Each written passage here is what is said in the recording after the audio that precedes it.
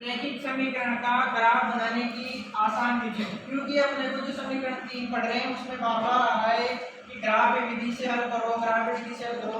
तो पहले अपने को ग्राफ बनाना अच्छे से आना चाहिए। और अपन ने पहले की क्लासों में तो क्या करा है, ग्राफ बनाए।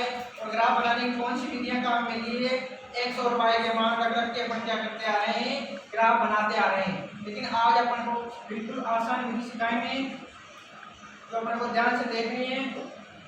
पहला तो क्या करना है, अपने को दिए गए समीकरण में x और y के चर को एक तरफ ले लेना है और कांस्टेंट को दूसरी तरफ ले लेना है।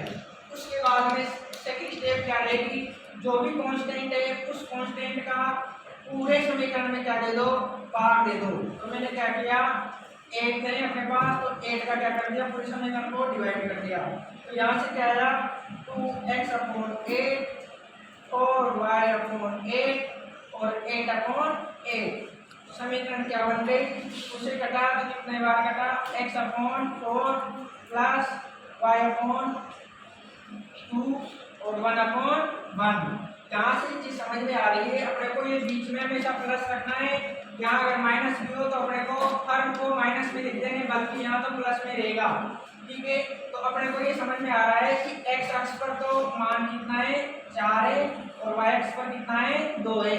और ये कितना आ रहा है, हमेशा 1/1 करना है इसको। ठीक है, तो अपने को ग्राफ बनाना है। जैसे मान लो इसका ये ग्राफ है, ग्राफ में एक x अक्ष होता है और एक y अक्ष होता है। इधर माइनस का y होता है और इधर माइनस का x अक्ष होता है। तो ये मूल बिंदु होता है और मूल बिंदु के निर्देशांक 0,0 होते हैं। अपन ने क्या है, 1 सेंटीमीटर बराबर 1 ले लेते हैं, क्योंकि यहाँ पर मान अपना छोटा ही है। तो ये क्या, 1, 2, 3 और ये 4। इधर 1, इधर 2, इधर 3, इधर 4। अब क्या दिख रहा है कि x का मान तो 4 है, तो x का मान कितना ले लिया, 4, और y का मान कितना है, 2। अब इन दोनों बिंदुओं को एक पैमाने की सहायता से मिला देंगे।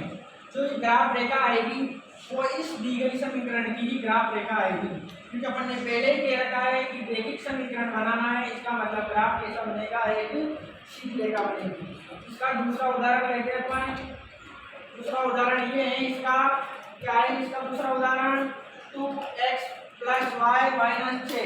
तो इसमें क्या करना है, अपने को वही चरों को एक तरफ लेना है और अचर राशि को दूसरी तरफ लेना है।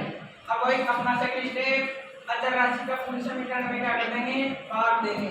तो दिया भाग, तो क्या आया, 2/6 + y/6 और 6/6। ये कटा, इसे पाया x = 3, y/6 और 1/1। यहाँ से क्या आएगा, वही अगर इसका ग्राफ बनाएंगे, एक तरफ x अक्ष होता है, एक तरफ y अक्ष होता है। इधर -y होगा और इधर -x होगा। ये मूल बिंदु में वही पहला दाना मैंने 1, 2, 3, 4, 5। इधर क्या करेंगे, y का मान 1, 2, 3, 4, 5, 6, 6 है। इधर देखो x का मान 3 है और y का 6 है, तो x = 3 ले रहा, y का मान 6 ले रहा। इन दोनों बिंदुओं को मिला देंगे तो ये जो ग्राफ बनेगा वो इस दी गई समीकरण का ही ग्राफ होगा। इस विधि से अपन किसी भी कितना ही टेढ़ा हो, कोई सा भी रैखिक समीकरण हो, उसका अपन क्या कर सकते हैं, चुटकियों में, मिनटों में अपन क्या बना सकते हैं, ग्राफ बना सकते हैं।